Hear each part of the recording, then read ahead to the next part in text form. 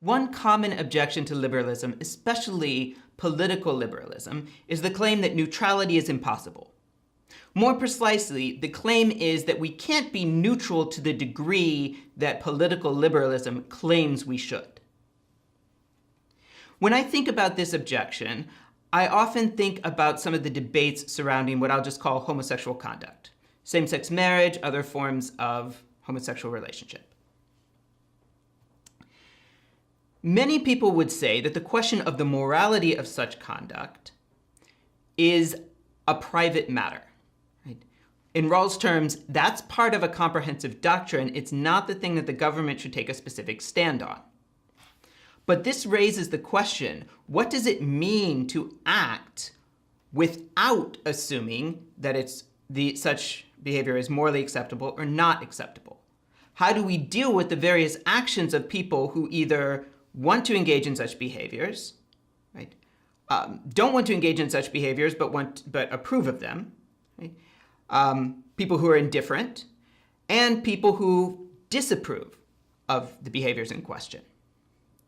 Let me give you a couple of examples. A while back, there was a man named Brendan Eich, right? He made some very valuable contributions to the computing world. I believe he invented JavaScript. He became the CEO of Mozilla, but he was basically driven to resign because of the negative public relations. What did the negative public relations come from? Basically, Ike had supported Proposition 8 in California. That is, Ike believed that the government should not recognize same-sex unions as marriage. And he supported a political campaign to prevent the recognition of such unions as marriage. Right? Well, a lot of customers were very angry about this. They were offended by, and they objected morally to Ike's behavior. Right? And he was pressured to resign. Right? Now, a lot of people said, whoa, this is a problem. Right? Someone supports a public campaign, a certain political position, it comes out, and he's forced to resign. And I should stress, Ike was very careful to say that he supported inclusive policies for LGBT persons at Mozilla. So it was his political activities and his views about things outside of the company that was the issue. Now, I looked at people who said that I was sympathetic, but there's also part of me that said, now wait a minute. If he'd been giving money to racist causes, right, a lot of the people that are protesting this would not object in the same way. Now let's look at something on the opposite side of the question. I was talking to someone a while back who's a very devout evangelical, right, and believes that same-sex unions are morally wrong. However, she also believes strongly in a right of people to interpret the Bible for themselves. Right? And so she was reluctant to say that her church should have a rule that its members can't be part of such unions. Right? Now, my response was, okay, but if someone was a racist, right, you wouldn't respond in the same way. Right? If someone said, we'll say 1850s, if someone owned slaves and wanted to bring their slaves with them to church, you would disapprove strongly and you'd want your church to take a stand on that. Right? You wouldn't just say, well, they can interpret the Bible for themselves. Right? And I think it would be the same thing if the person openly engaged in racist conduct, right, in the modern world. Right? That is, I think my friend would say, no, we should take a stand against that as a church.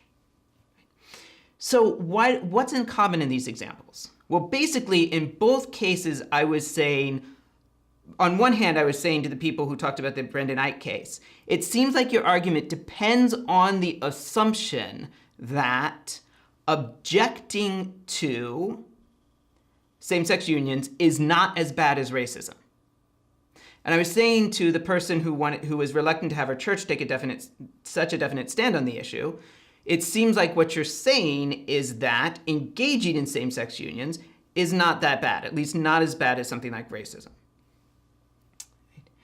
Now, why is this important? Well, what I was basically arguing was you're trying to solve it by neutral principles, but it's not clear that you can do so.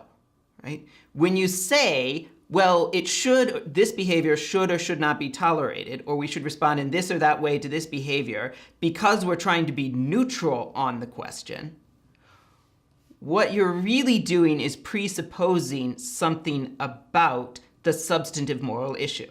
Right? You haven't been able to resolve it in terms of a system of rights and limitations independent of the question of the morality of the issue in question. Right? So it seems like you're not going to be able to spell out the rights and duties of people on different sides of this disagreement without taking sides in the disagreement itself. Now, people have said the same thing about other issues. Right? It would be nice if we could come up with a definite universal agreement on the limits of abortion rights without being able to solve the question of when someone goes from being a group of cells without the rights of an adult, same rights as an adult, to having the same rights as an adult. But that may turn out not to be true. It may turn out that it simply comes down to the question, is a fetus at a certain stage a human being with rights or not? And it might be that there's no way to solve the questions of whether there's a right to abortion and the extent of it without settling that issue. Right? So that's the concern. The concern is that political liberalism pretends to try to settle questions in this neutral way. But really, in too many cases, it's going to have to sneak in assumptions on the issues it pretends to be neutral about.